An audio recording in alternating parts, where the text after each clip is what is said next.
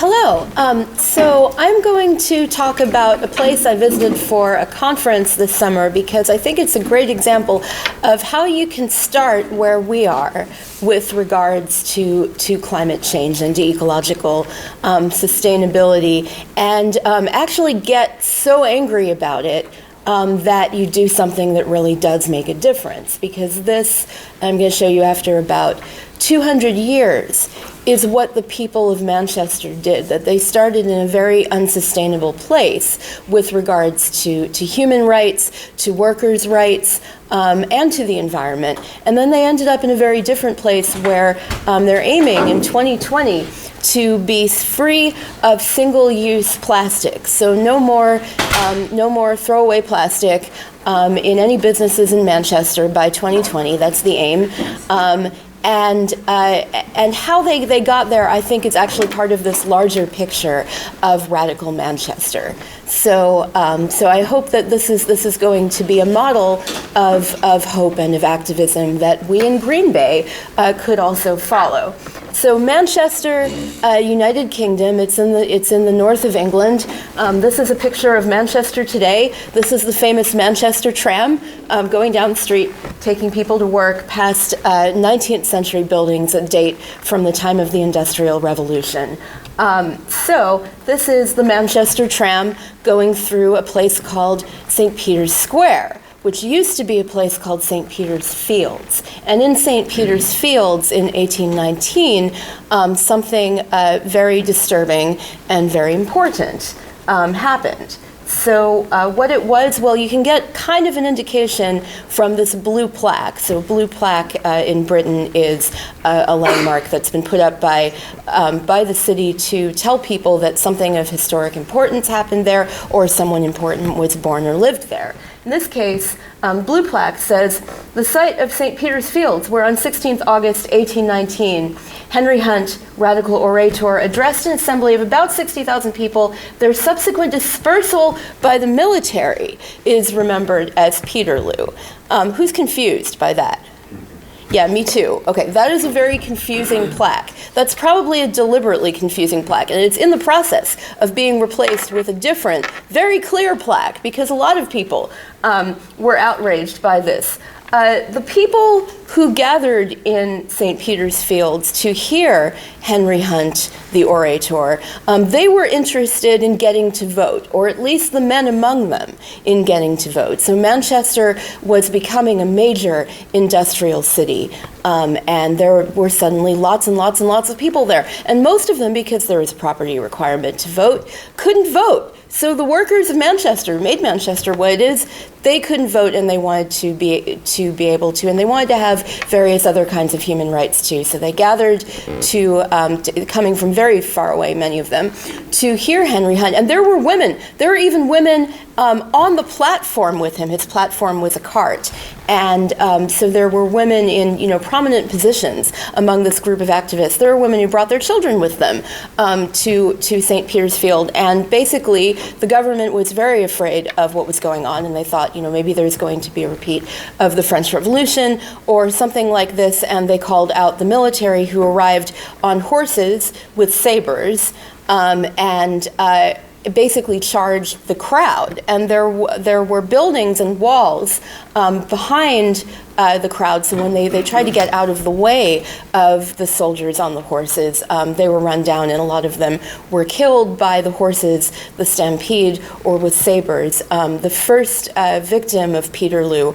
was a toddler who had been brought to the demonstration by his mother. And this is the new plaque that explains what really happened. St. Peter's Fields, the Peterloo Massacre. On 16th August 1819, a peaceful rally of 60,000 pro-democracy reformers, men, women, and children, were attacked by armed cavalry, resulting in 15 deaths and over 600 injuries.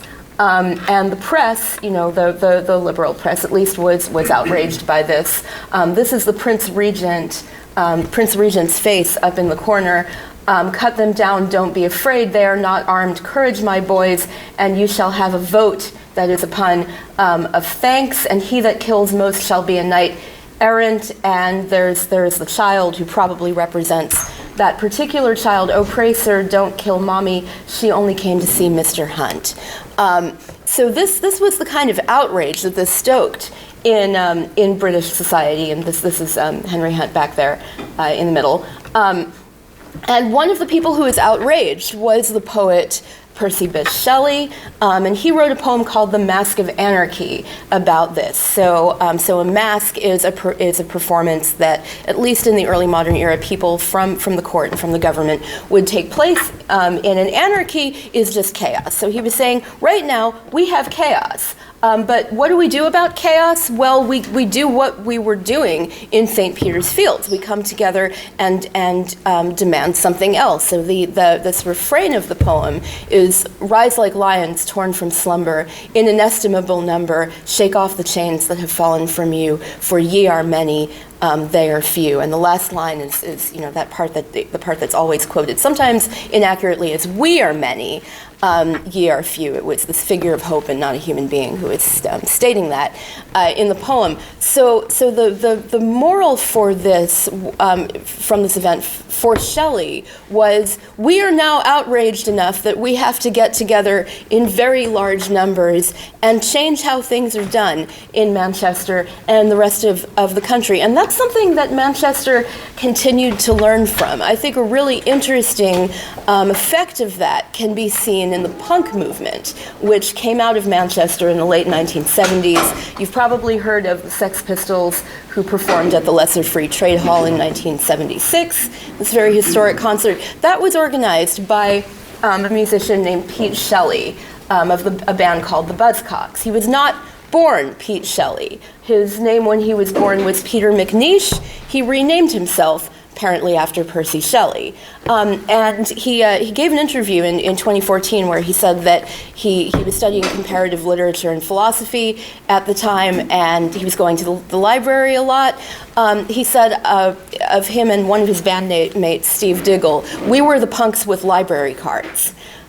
So they were definitely, informed by literature and probably by the radical history of Manchester when he wrote the song that he's now most famous for, which is really about how if you don't do your reading and you don't do any critical thinking and you don't care what happens in the world, if you can't feel the future and are not even certain there's a past, what are we going to end up with? Probably fascism, right? I'm losing control now. I'll just have to slow down a thought or two. I can't feel the future, and I'm not even certain there is a past.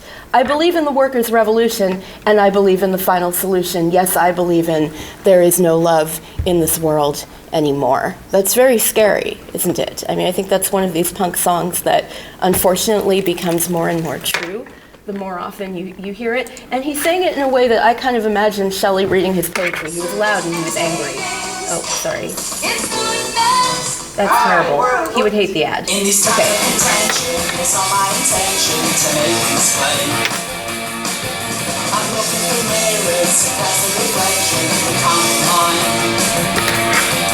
I'm losing control now, I just have to slow down before I see. I can't feel the future and I'm not even certain that there is a past. I believe in the workers' revolution and I believe in the final solution. I believe in. Okay, so that's Pete Shelley and punk. And he died, unfortunately, in 2018 at the age of 63. And in that same year, this really exciting thing happened. Plastic-free Greater Manchester. So this is definitely, people coming together and demanding something that will make life better for people and for the environment, and that is the end of single-use plastics in Greater Manchester. So single-use plastics are terrible for the climate from the point when they are created until the point when they're thrown away, and many, many, many, many, many lifetimes later, as we know about plastic. So the mayor of Manchester, Andy Burnham, and a retired football player, Gary Neville, came together to start this campaign, and it's got a website, and it's got lots and lots of press attention, and this has been going on for a bit over a year now, and they're trying to make it so that by the beginning of 2020, there will be no businesses in Greater Manchester that still use single-use plastic. and it's really catching on. That there is a very long list of such businesses, including some large corporate ones on the Plastic Free Greater Manchester website right now. And there are even new businesses that have been started, like this shop where you buy your groceries you bring your own containers, like there's nothing to throw away at all. And so that's the mayor visiting the shop. So I'm just going to end by showing you what some citizens of Manchester think the impact of this campaign can be. And then, we can do this. If Manchester, which started as the major industrial city in England, which was the place where Peterloo happened, is now listening to its people in order to help solve the climate problem, we can do that too. So here's Plastic Free Greater Manchester. In March of this year, Andy Burnham and Gary Neville launched the first citywide plan to drive down the use of single-use plastics in a bid to make Manchester plastic-free by 2020. Today, I'm outside Bondabus to talk to the manager of one of Manchester's small businesses making an effort to achieve this goal. Bondabus is one of Manchester's small businesses leading the way, using sustainable packaging and reusable cutlery and plates. They originally started as a street food pop-up before setting up restaurants in Manchester and Leeds, and have been dedicated to making ethical choices ever since. There's kind of more of a backlash if you don't, and you need to respond to what customers are coming in and saying. Maybe you should use metal straws, which is a bit maybe too expensive. But biodegradable straws, they're not really that much more expensive, and we originally used to put straws in every single soft drink and 2 straws in every cocktail. So we stopped putting straws in every soft drink and just put like straws in the side of the bar. So if people want them, they can. Because even though they are biodegradable, doesn't mean it's not an excuse just to put everything in a straw in the drink and then like throw it away. Like you still need to try and not use them. Bondabus believe that we now rely on the change to make a conscious effort to use sustainable products if the city is going to achieve the mayor's goal in just 2 years' time. I think, yeah, it's definitely a good thing to try and push awareness for, and although some places can't use everything that's like biodegradable, but if you look at like one of the biggest chains in the country, Wetherspoons, they've just stopped using plastic, and I think although small independent businesses, we're probably more likely to stop using it, it's kind of, we need to rely on the people that are higher up, like people like McDonald's and stuff like that, Starbucks, like it's not hard to make a conscious decision to just 1 week order plastic straws, the next week order biodegradable. Like it's really not hard. I think we need to be looking at people like that to change and influence everyone. Since the pledge was launched, many of the city's leading businesses in hospitality have set out plans to be plastic-free by 2020, and as a first step have already replaced plastic straws with recyclable alternatives. The city is making progress, and with the launch of Plastic Free July campaign, companies all over Manchester are being encouraged to reduce their waste. Manchester United also unveiled their 3rd kit earlier this year, which is made entirely of ocean plastic. So yes, the football players are now wearing uniforms that are made entirely of ocean plastic. We can make the Packers do that too. Thank you.